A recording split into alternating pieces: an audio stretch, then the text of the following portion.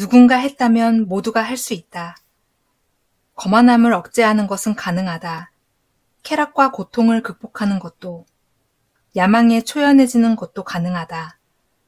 어리석고 은혜를 모르는 사람에게 화를 내지 않는 것도 가능하다. 심지어 그들을 보살펴 주는 것도 가능하다. 제가 원래 그렇게 생겨먹은걸요. 이렇게 하는 방법을 배운 적이 없어요. 자식 입장에서 우리 부모님은 최악이에요. 모두가 그렇게 하지 않나요? 이 모든 말은 전부 변명이다. 개성과 향상을 추구하기보다 그 자리에 머물러 있는 자신을 정당화할 때 사용하는 것이다. 세상에 완벽한 부모는 없으며 유혹과 분노에 면역을 갖추고 태어나는 사람도 없다. 한편 거만함을 억제하는 것, 분노를 조절하는 것, 심지어 배은망덕한 사람을 돌보는 것도 가능하다. 누군가는 그렇게 한다. 사소한 문제를 푸는 것처럼 그들은 그렇게 해결책을 찾아갔다. 해법을 찾기 위해 헌신하고 자신을 갈고 닦기 위해 노력했다. 어떤 사람이 했다면 모두가 할 수 있는 일이다. 변명은 해결책이 아니다.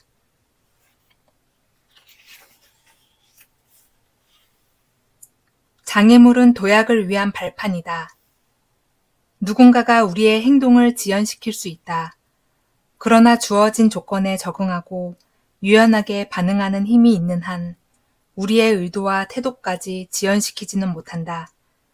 왜냐하면 우리 마음이 가진 유연성은 어떤 장애물도 성취를 향한 수단으로 변화시킬 수 있기 때문이다. 그렇기에 우리를 지연시키는 행동이 결국에는 향상을 위한 행동으로 바뀐다. 길 위에 있는 장애물은 또 다른 길이다. 오늘 하루 당신의 계획에 반하는 일이 일어날 수 있다. 오늘이 아니면 내일 일어날 수도 있다. 장애물과 마주하면 모든 계획이 틀어지는 것처럼 느껴지지만 겉보기보다 나쁘지 않을 수 있다. 인간의 마음은 무한히 탄력적이며 적응력이 강하기 때문이다. 스토아적 사고를 훈련함으로써 우리는 장애물을 전복시킬 수 있다. 우리에게 닥친 부정적인 사건은 품성을 기르고 탁월함을 드러내는 또 다른 기회가 되기도 한다. 누군가가 나에게 상처를 준다면 관용을 연습할 기회이고 어떤 과제가 어렵다면 인내력을 기를 기회이며 자녀가 큰 실수를 저질렀다면 그에게 가치 있는 교훈을 가르쳐줄 기회다. 덕과 품성을 함양할 수 없고 진보를 이끌어내지 못하는 상황은 없다. 세상의 모든 걸림돌은 도약을 위한 또 다른 형태의 발판이다. 내 안에 불꽃을 지키는 것만으로도 세상의 빛은 꺼지지 않는다.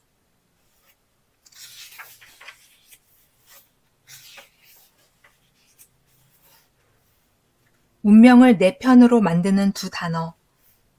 지나간 과거는 내버려 두어라. 위대한 섭리의 미래를 맡겨라. 그리고 오직 현재만이 경건함과 정의로움을 향해 갈 수 있도록 몰두하라. 경건함이란 우리에게 부여된 운명을 사랑하는 것이다. 왜냐하면 자연이 우리에게는 운명에게는 우리를 가져다 주었기 때문이다. 정의로움이란 우물쭈물 회피하지 않고 자유롭게 진실을 말하는 것이다. 그럴 때에야 우리는 법대로 행동할 수 있으며 사물에게 요구되는 가치대로 움직일 수 있다. 로마 시대가 저술가 아우렐리우스 갤리우는 에피테토스가 이렇게 말했다고 기록을 남겼다. 만일 누군가가 두 단어를 마음에 새긴 뒤 그것으로 마음을 다스리고 자신을 돌본다면 그는 더할 나위 없이 완벽한 평정심의 길로 들어설 수 있다. 그 두 단어란 바로 집요함과 저항이다. 그렇다면 어떤 원칙으로 지속하고 저항해야 하는 걸까?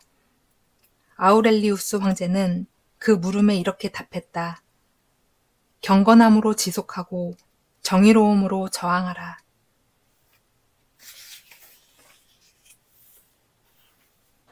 평온의 바다에 이르는 방법.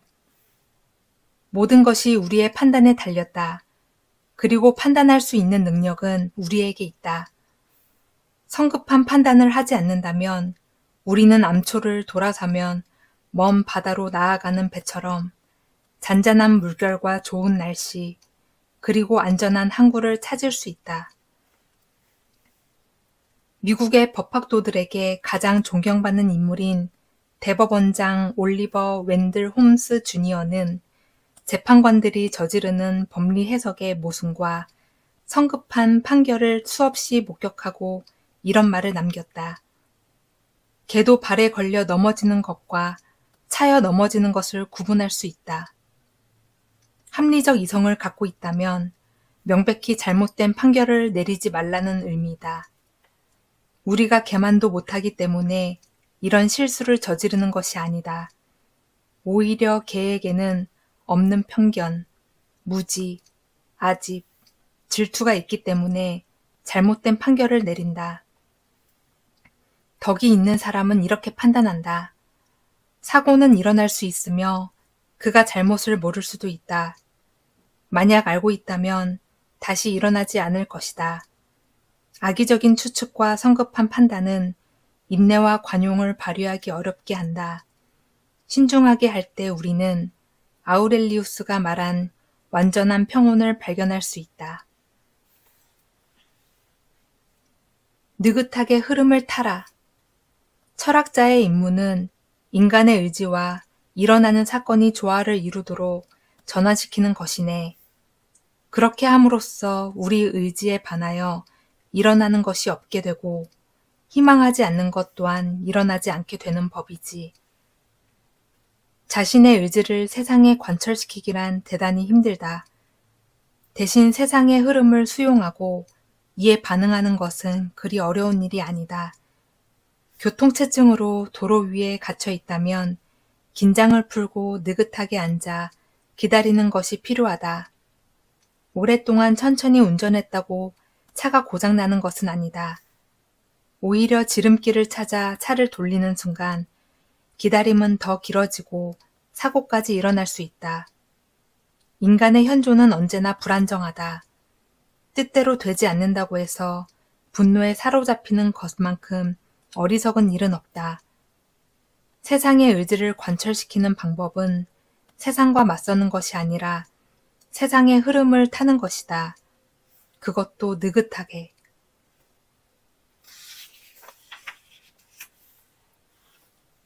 불행을 부르는 단 한 가지.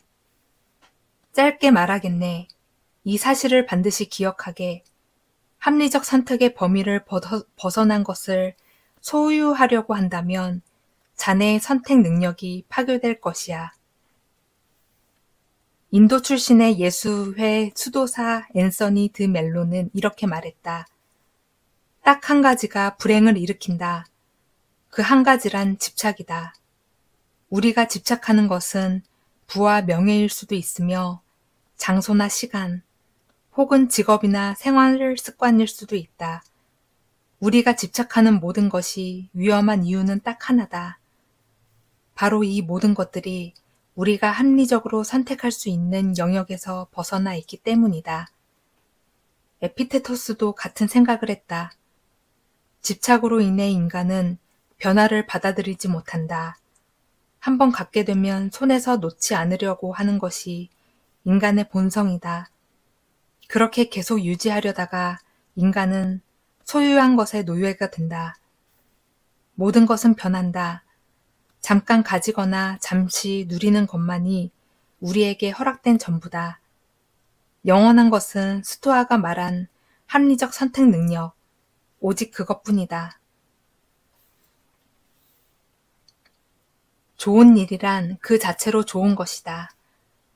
선한 사람들은 훌륭하다 생각되면 힘들고 불결한 일일지라도 행할 것이네.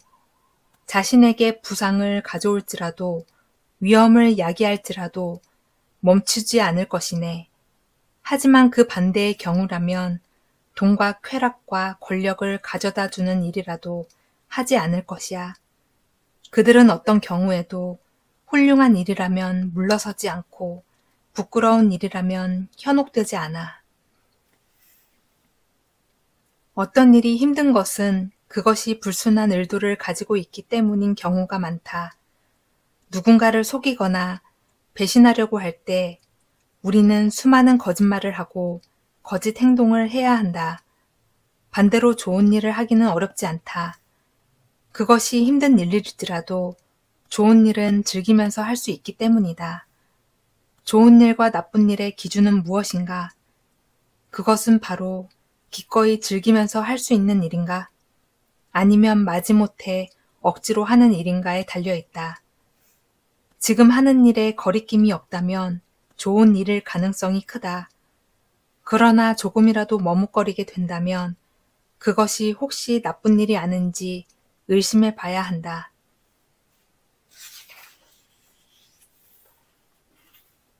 배움의 목적. 배움을 통해 우리가 얻을 수 있는 결실은 무엇일까?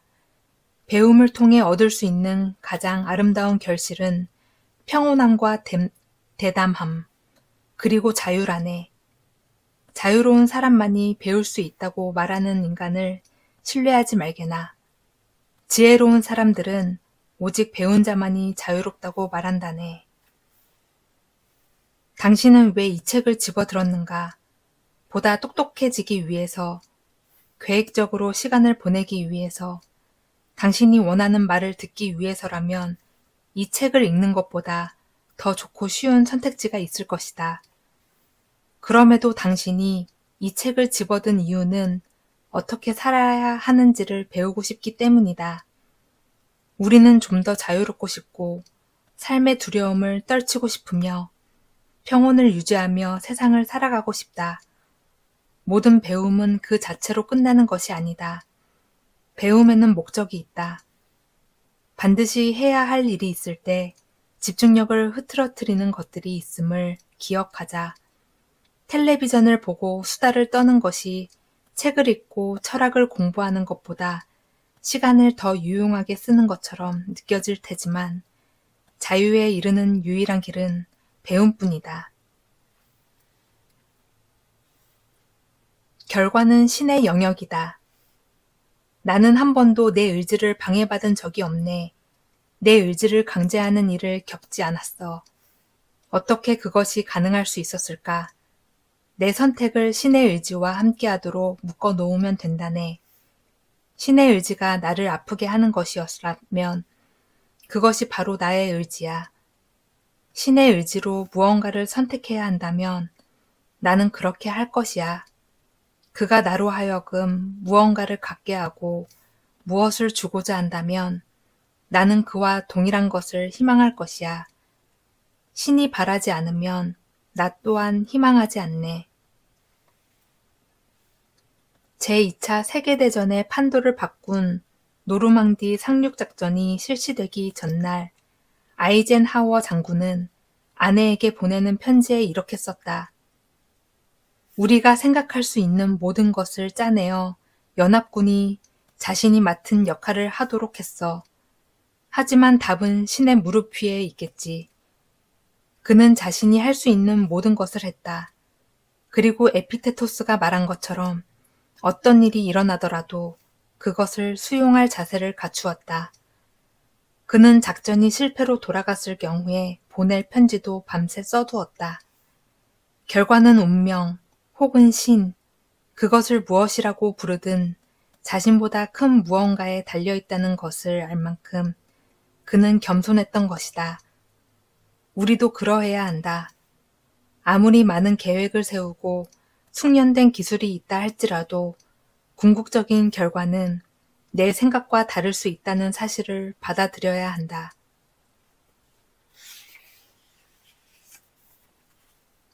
불평은 시간 낭비다.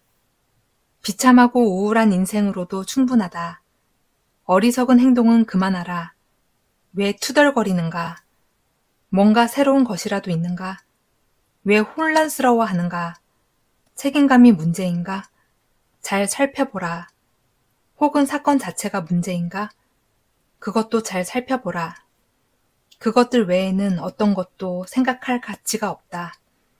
이제 신들 앞으로 나아가듯 더 솔직하고 선량한 존재가 되도록 노력하라. 100년, 아니 고작 3년을 심사숙고해도 결론은 마찬가지이다. 작가인 조앤 디디오는 자신의 에세이에서 인격이란 자신의 삶을 책임지려는 의지로 자기 존중감이 샘솟는 원천이라고 했다. 아우렐리우스는 우리에게 자신이 갖지 못한 것, 제대로 되지 않은 일 때문에 불평하면서 시간을 낭비하지 말 것을 당부했다.